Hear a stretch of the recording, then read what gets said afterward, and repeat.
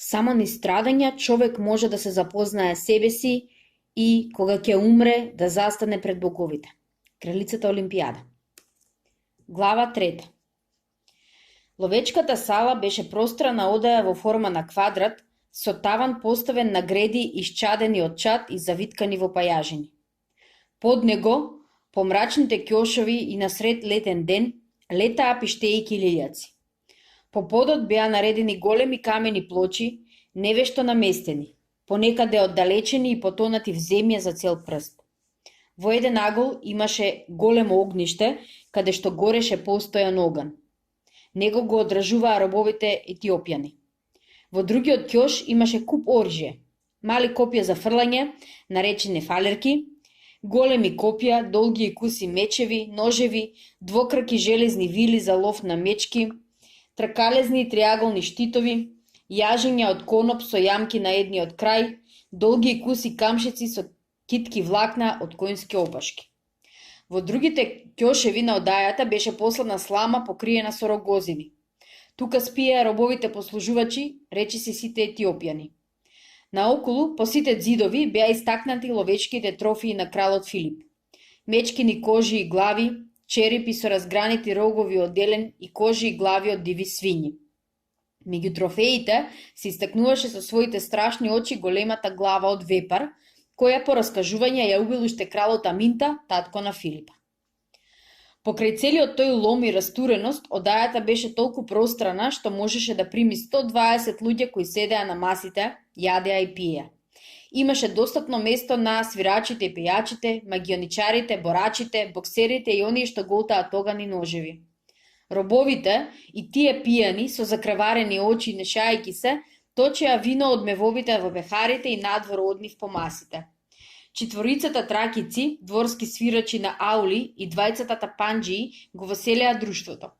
Кралските офицери, сите млади и јаки луѓе, со јаки вратови и набабрени мускули, пиеа вино од големите пехари, се надпреваруваа кој повеќе ќе испее и кој поарно ќе ја надвика музиката. Филип седеше на столот подкренат толку високо што можеше да види се и секого, а исто така и самиот да биде виден.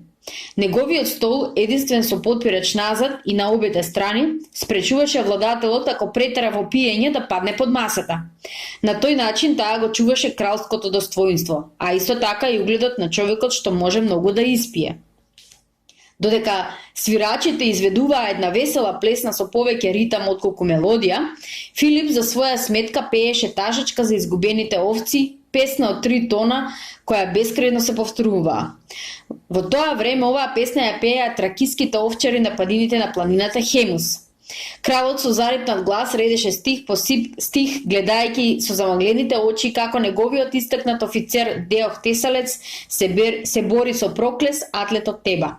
Атлетот еден ден порано случајно дошол во градот Пела и се договорил со кралот Филип да го пречека породувањето на кралицата, па на гозбата за 10 златници да ги предизвикува на борење офицерите и дворјаните. Пијаните офицери се смееа до солзи гледајќи ја нееднаквата борба. Проклес го размавнуваше Даоха како торбичка, очевидно не сакајќи да го собери и понижи. Но офицерот со упорност на пијан човек, како бесен, навалуваше на тебанецот, непрестано викајќи дека мора да го собери.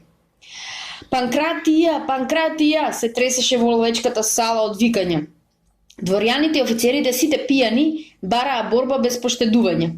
Филип, гледајќи дека Проклес не сака да го собери офицерот, тресна со пехорот на маса и викна: "Доста беше театар, кој ќе се фати да се бори, мора да биде победник или победен. Слушаш ти, тебанска мечко, Панкратија го сакаме. Ако не го собериш тој фалбаџески тесалец, жими Аполона, бог на сите стрелци, ќе го земам лакот и ќе те гаѓам со стрелата во дебелото месо." Потем, откако му се обрна еден роб, викна: "Донеси ми ги лакот и стрелата, ќе му го избоцкам задникот како решето." Громогласна смеа се разнесе низ салата, но атлетот од Теба, не чекајќи робот, кој пујан беше зјапнал во кралот да појде по лакот и стрелата, го зграбчи Даоха и го тресна на подот. Сега дури настана врева. Филип стана помавтајќи со ги раците извика: "Ова се вели добро да се победи противникот и да се тресне на под.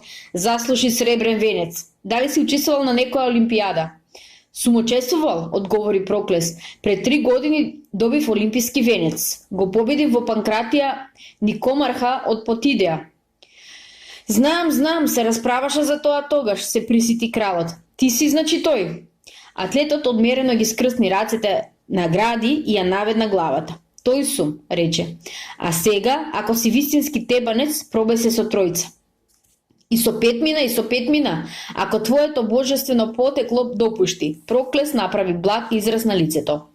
Уште ако додадеш уште некој златник на тие 10 што ми ги вети, со 5 мина, викна Филип. Одлично, кој смее да му излезе на мегдан?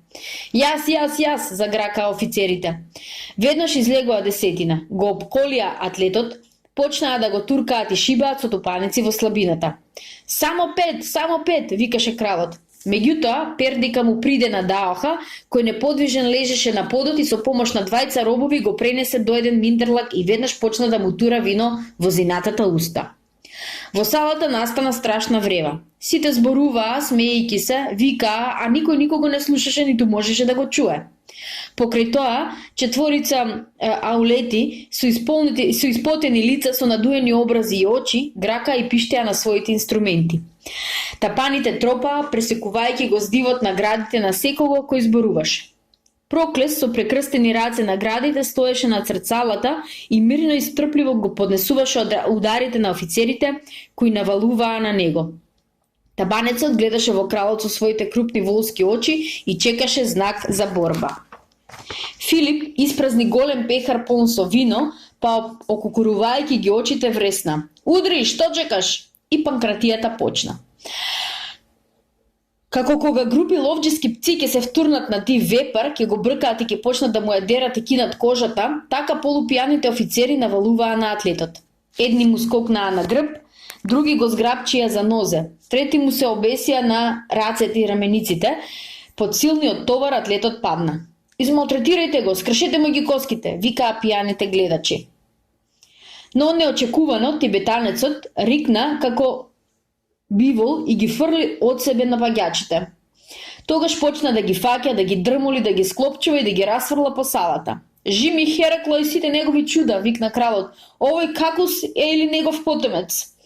Мечеви, дајте мечеви да го усечеме, се дереа офицерите. Оваа мечка ќе се ја истреска од подот и целата кралска придружба. Некои се фатија за мечеви и се стрчаа на тебитанецот. Тавенот од исчадените греди се тресеше од урнебесна вика. Чекајте, извикна кралот, застанете кукавици, долу мечевите, ве победите банецот и заслужи признание и награда. Утре ќе добие победнички велец с 10 златници според погодбата, половина свиња да испече и мевсо кисело вино. Атлетот приде и му се поклони на кралот. Вистински син на Зевс и Хера, рече, твојот понижен обожавател моли ти лично да му се го ставиш на глава својот знак и со тоа да го прогласиш за победник за нокешнава гозба. Филип го чукна по дебелите мускули и го подаде пехарот полн со вино. Наздрави и на оние што ги победи според обичајот на олимписките надпреварувачи и чувај се да не те нападнат сам некаде во мрак. Испи го овој пехар на за здравје на престолонаследникот. За мое и твое здравје. Тебанскиот атлет, држејќи го пехарот, им се сврте на офицерите и почна да наздравува. Нека дадат боговите и во оваа земја зачмаена и потоната во незнаење, наскоро да почнат да светат мудроста и силата. Офицерите молчеа, гледајќи во чудото, но Филип ги сврте очите и зазиван од лутина што го задушуваше викна. Не само мудроста и силата, туку и правдата. Посегајќи кон една афора полна со вино, кралот му ја тресна на атлетот од глава. Табанецот се заниша и падна. Жими сите богови на Олимп, викна Пилип. Елините ќе направат од јад да ми пукне жолчката. Тие нас не гледаат како да сме стадо диви свињи. Со растурена коса и брада и вжарени очи, кралот им се обрна на робовите. Носете го надвор овој куп мудрост и сила и фрлете го на ѓубриште. Утре, кога ќе се освести, ќе го добие победничкиот венец и 10 златници. Филип, македонскиот крал, умее да го додржи својот даден збор.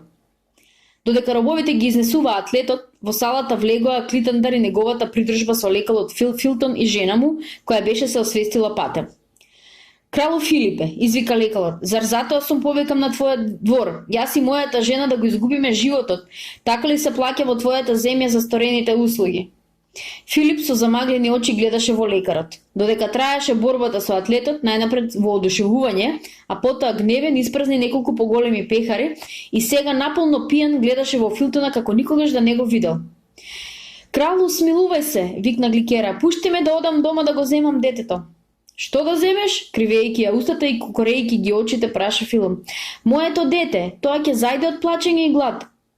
Чие дете да земеш? Знаеш ли ти дека е тоа наследник на македонскиот престол, а? Ке наредам да ти ја отсечат главата. Не станува збор за твоето дете, потврли Филтон. Нашето дете, малиот Ник, остана во мојата напуштена куќа. Филип ја наведна главата на гради и полека се спушти на столот. Пијаните офицери и дворјани, не можејќи да разберат во што е работата, зјапаа во групата стражари и затворениците. Одеднаш кралот ја крена главата. На лекарот му се стори дека е при здрав памет и му приде поблиску. Филип му го подаде пехарот и со зарепнат глас рече: Испи го ова, утре ќе бидеш погубен во чест и слава на твојата божица Атена, или ќе го пуштам бувот да ти ги ископа очите, или ќе наредам да те обесат на маслинка. Сите елини ми застанале во грлово, тука ги чувствувам, не можам да ги проголтам. Кралот го крена пехарот и добро отпи. Водете ги, рече, и фрлете ги во затвор, со нив нека се расправаат Калва, клучарот и стаорците. Тие сакаат да го украдат наследникот на престолот, моето дете. Не твоето, нашето дете, извикна лекарот и неговата жена. Водете ги, грмна кралот, вртејќи ги закраверените очи. Нека се врши правдата. Клитандар и неговата придружба ги зграбчија затворениците и ги изнесоа од салата. Кралот Филип беше рамнодушен спрема се што е надвор од војна. Војничка дисциплина, гимнастички вежби и лов, па не можеше ни да води сметка за затворениците. За нив се грижеше кралицата Олимпијада. Таа по некој пат слегуваше меѓу затворениците да види дали страдаат во доволна мера. Само низ маки и страдања човек може да се запознае себе си, зборуваше. И кога ќе умре, може да застане пред боговите. Незините зборови затворениците ги следеа, гледајќи ја со подмолни погледи и ја проколнуваа чкртајќи со завите. Затворот се наоѓаше во подрумите низ поддворецот. Имаше 12 келии, сите мали, освен една во која лежеа жени. Главен клучар беше Калва, а негов помошник Дипон, двајцата слепо предани на кралицата Олимпијада. Септимие Калва беше родом од Италија, од Кротона. Долго се занимаваше со трговија на робови и на таа работа беше стегнал богатство. Крстосувајќи околу Малоазиските острови и купувајќи робови, паднал во раците на илирските гусари со 2 лаги преполни со живи робови. Така и Калва станал роб. Бил одведен на островот Делос, во тоа време главно пазариште за продажба на робови и продаден за убави пари, зашто бил млад и изворедно јак. Откако променил неколку господари, најпосле се најде во Епир и дојде во раците на кралицата Олимпијада. Таа го поведе со себе во Македонија, кога се омажи за кралот Филип. Калва ја вршеше должноста на клучат и джелат. Неговите воденкасти очи со натечени капаци и без клепкли дзиркаа секаде и се гледаа. Суров и подмолен, особено беше налутен на робовите што ќе се обидеа да побегнат, на селаните што го караа Филипа и ја колнеа кралицата Олимпијада и на офицерите обвинети за предавство. На појасот носеше голем нож, остар од двете страни, а од камшикот никогаш не се одвојуваше. Калва беше ревностен клучар. Не сакаше да ги напушта своите затвореници и речиси не излегуваше од подрумот под дворецот. Неговиот помошник Дипон одржуваше врски со кралицата и со заповедникот на гардата кралска придружба. Дипон беше мелес од утика, но како некогашен арамија и скитник изгубил секаква смисла за националност. Наоѓајќи се еднаш во Македонија, стапил во служба како орџија и скротител на коњи, најнапред кај генералот Перменион, а потоа во кралскиот двор. Снизок и набиен беше сакат во десната нога, што беше ја скршил при едно паѓање од кола на олимписки трки, каде што учествувал како фаворит на кралот Филип. Потоа, деградиран, бил поставен за помошник на клучарот Калва, откако и се заклонал на кралицата дека без презборување ќе ги извршува сите нејзини наредби. Келиите беа мали, влажни и слабо осветлени низ решеткастите отвори свртени кон бавчета. Во зидовите беа зацврстени алки. На нив беа вразувани оние што се осудени на смрт или зглосторници што требаше да издржат тепање со камшик, сразмерно според вината. Клучарот Калва беше ревнозен во својата работа. Осудените, привризани за алка над зидот, не можеа ни да помислат на бегство. Впрочем, мажи осудени во затвор немаше многу, зашто 2 пати годишно доаѓаа трговци на робови од Египет, Персија, Сирија и Палестина и ги откупуваа затворениците. За жените никој не се интересираше, на трговците тие не им беа потребни. Беа одвоени и затворени во една голема просторија. Според наредбата на кралицата, тие за ништо на светот не смееа да дојдат во допир со мажите. Меѓу затворениците се истакнуваше една, цврста, ковческа и слаба како костур. Таа беше будалата Кора. Една недела порано беше ја задавила затвореничката Малфидипа. Сите жени беа во заедничка одеа. Гнасни, во партали, наполно запоставени и облеани со смрдеа, лежеа на плетена слама или шетаа од зид на зид. Меѓу нив често избувнуваа караници и тепашки. Плачењето и повикот за помош понекогаш се слушаа и во дворската градина, но за кусо време Септимије Калва тогаш ќе влезеше во затворот и со камшик ќе ги тепаше сите жени редум. Камшикот ги удираше по нивните слаби тела додека се слушаше и најмал глас. Во келијата, најголема под дворецот, ги имаше 24. Клитандар, спроведувајќи го лекарот и неговата жена, се спушти низ 20 на скали и се најде во ходникот пред ќумезот во кој спиеа Калва и Дипон. И тие, за своја сметка, го прославувале раѓањето на наследникот на престолот. Двајцата беа пијани. Клитандаровата придружба истори на нив по 2 кофи студена вода. Калва некако дојде при свест, а Дипон и понатаму остана во длабок сон. Збркан и мрзлив, стражарот ја зграпчи гликера. Незиното пиштење, крашејќи се од зидовите и ќешевите на ходникот, тродупло засилено злокобно одекна. Калва ја довлечка до одајата, каде што жените беа позаспале по подот, ја турна и го стави резето на вратата. Потоа, клучерот со жилавите раце го зграпчи Филтона и го фрли во една мала одаја, чија што врата беше широко отворена. Калва, бесен што го разбудиле, жестоко го врзе затвореникот. Несрекниот лекар удри со главата на спротивниот зид и падна на подот од несвест. Офицерот со својата придружба излезе по ходникот и појде по скалите да се смеша, макар и доцна, со поканетите на гозбата. Калва се завлече во својот ќумес, легна на постелата, досегна од подот еден полуспласнат мев со вино и го крена. Пред зора го разводи Даох Тесалесот. Офицерот натрескан, кривејќи на десната нога, се влечеше по скалите. По него 4 роба го теглеа огромното тело на Проклесла, атлетот од Теба. Даох му се обрна на сонливиот стражар.